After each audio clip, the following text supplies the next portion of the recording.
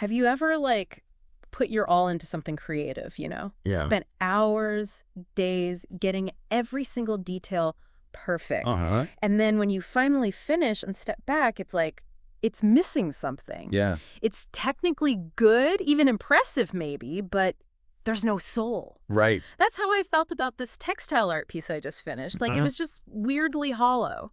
Yeah, I think a lot of artists, and even just like art lovers, they crave that deeper connection. Right. That feeling that a piece of art isn't just aesthetically pleasing, but it actually has like a soul. It's about more than just, oh, that's pretty. Exactly, yeah. It's about tapping into the spiritual side of art. And that is exactly what we are going to be diving into today. I like it. We're going deep on how artists, how they manage to get that spiritual meaning into their work, you know? Absolutely. We're going way past, like, your art history 101, folks. Yeah. And to guide us on this little journey, we have Gwen Penner's Thesis. Oh, excellent. Yeah. Where art and spirit meet. I love that one. It's such a good read. So good. She really gets into some fascinating stuff. She does. Like the way that Eastern and Western art have approached this concept of the void. The void. Now, when I was sweating through Art History 101, Right. we covered, like, brushstrokes and symbolism and all that.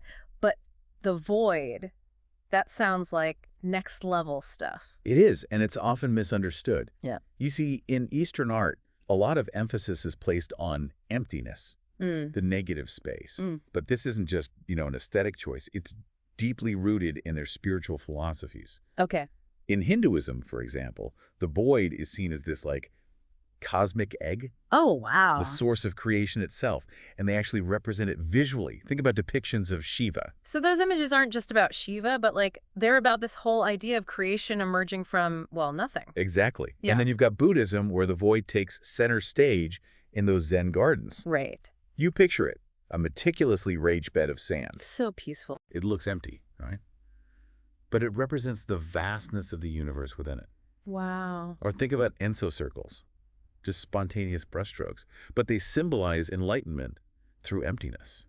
Wow. I'm seeing those circles in a whole new light now. Right. And even calligraphy, the way that, say, Taoist artists, they channel qi through each stroke. It's like energy flowing through emptiness. It embodies that. Man, it's incredible how these different traditions, how they can view emptiness as something so powerful, you know? Yeah. So full of possibility. It's a different way of seeing things, isn't it? Totally. Even bamboo with its hollow core. Oh, absolutely. That's revered as a symbol of emptiness in Taoism. Exactly. I mean, you would think something so simple, right? Bamboo. Who knew? It's like Okay. I'm seeing these traditions with new eyes. It's all about perspective, right? Totally. But what about Western art? Like, how does it, especially religious art, how does it deal with this whole void thing? That is where things get, well, very interesting. Oh, okay, and complex, maybe. Yeah, a little bit of both. Definitely Yeah. complex. Complex is a good way to put it. Yeah. So how did Western art, how did it approach this whole void idea, especially when it comes to religious art? Well, it's interesting, right? Because Western art had a very, different relationship with the void. Okay. You see, early Christianity, coming out of the vast emptiness of the desert, there was almost a sense of, fear associated with emptiness. Yeah. Exile, Penner makes this great comparison between, Giotto's paintings, Yeah. where the void is often this stark negative space, Yeah. and then the serene emptiness you find in Eastern art. Like this peaceful landscape. Exactly. Oh, Like Ma Yuen. yeah, okay, so it's almost like Western art felt this need to fill the canvas, right? Yes. With figures, with stories, where Eastern art was all about the power of what wasn't there. Exactly. But even in Western art, as it evolved, we start to see a shift, especially during the Romantic period. Okay.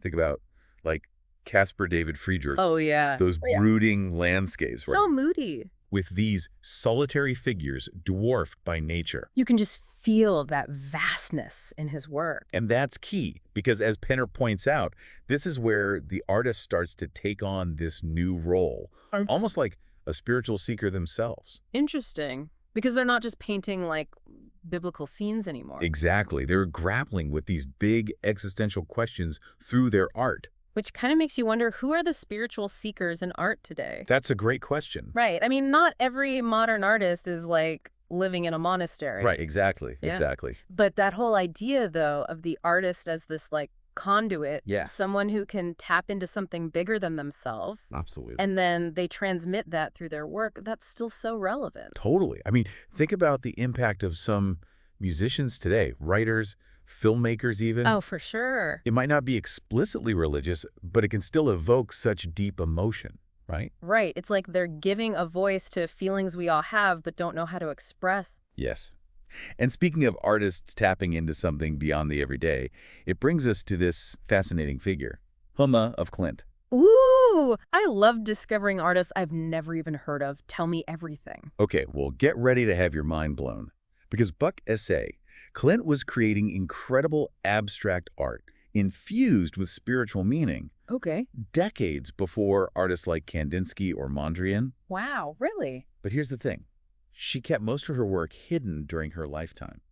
What? Why? She didn't think the world was ready for it. Okay, now I need to know more. What was so radical? What made her work so ahead of its time? To understand that, we have to take a little detour into the world of theosophy. Theosophy. It was this really influential spiritual movement in the early 1900s. Okay. Imagine like a spiritual puzzle, Yeah. drawing on different traditions like Eastern mysticism, Western esotericism. So they were trying to find these hidden truths about the universe. Exactly. It was all about exploring a deeper, unseen reality. So like a secret society of artists exploring mystical ideas. Well, not exactly a secret society, but there was this element of uncovering hidden knowledge, you know? Right, right. And while it influenced a lot of artists like Kandinsky, Klint, Yeah, wow. Hilma of Klint, she really took those ideas to heart. Okay. She believed she was receiving messages from a higher realm Oh. and channeling them directly into her art. No way. We're talking large-scale abstract paintings, Okay. vibrant colors, geometric shapes, Yeah.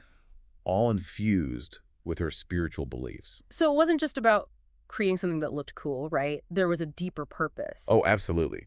Her work was deeply symbolic. Okay. She developed this whole system of symbols and colors, each representing different spiritual concepts. Like she invented her own visual language for spirituality. Exactly. Yeah. And she documented it all meticulously. Wow. For example, red and gold were associated with the masculine, while blues and silvers represented the feminine. Fascinating. Triangles often symbolized the human spirit, and spirals were all about evolution, spiritual growth. Man, to look at her paintings, like the altar paintings, Yeah. knowing the context behind them, that just adds a whole other dimension. Right. They're incredible. But it does make you wonder, if we're not all like hanging out with spirit guides, Right. can us regular folks, can we tap into that same wellspring of creativity? Yeah. Like, do we need to go find ourselves a spirit guide first? Well, luckily, I don't think a spirit guide is required. Okay, good to know. It's a common misconception that connecting with creativity has to be this like mystical experience. Right. But really, it's more about like shifting your perspective Okay. and then approaching the whole creative process with intention. So you're saying there's hope for us regular Oh, folks? absolutely. And Penner, she points to some surprisingly practical techniques, actually. Okay, like what? Drawing on like different artists and traditions, you know? Yeah, yeah. One that resonates with a lot of artists is the work of Alex Gray. Oh, yeah, yeah. His paintings are like next level. Intense, right? Yeah, very detailed, very spiritually charged. Yes. Yes. But he has advice for like the rest of us mortals. He does. His mission of art principles, they're not really about like reaching some mystical state. It's really grounded in the actual doing of art, you know? Okay. Like he talks about remembering your creative intention. Okay. Like, why do you create? What are you trying to say through your art? Right. It's about bringing that intention like front and center when you sit down to create. That's interesting. It's easy to get lost in the doing, you know, Totally. but remembering the why, that can add a lot of depth. Exactly. And he also talks about the importance of forgiveness. Forgiveness. Yeah, like especially when you hit those creative blocks. Thank You'll be back in there, like man. my desk drawer is full of failed projects. Right. But it's about being kind to yourself, Yeah. knowing that not every piece is going to be a masterpiece. It's a process. Exactly. And then you've got artists like Deborah Haynes. Okay. She takes a more like holistic approach. Mhm. Okay. She believes that, you know, to really nourish your creative spirit, Yeah. it takes more than just being in the studio. So it's about being present in our lives in general, Yeah. not just when we're making art. Exactly. Like Haynes talks about nourishing your mind Okay. through learning, observation, really taking in the world around you. Yeah. Yeah. And she's big on caring for your physical well-being. That's important. right? Because let's be real, it's hard to feel inspired when you're exhausted. Oh, 100%. Sometimes, like, a walk outside does more for my creativity than hours at my desk. Right. It's all connected. It really is. And finally, we can't forget about dreams. Ooh, dreams. Artists throughout history, they found so much inspiration in dreams. It's true, like Salvador Dali. His work is so dreamlike, so surreal. Exactly. He was tapping into something beyond the everyday. Totally. And Penner mentions techniques like dream journaling. Right, to capture those ideas. Yes. And even dream programming, where you try to, like, influence your dreams. Whoa, okay, that sounds kind of sci-fi, but also amazing. Right. Like, what if we can unlock creativity from our subconscious? That's wild. So much to think about.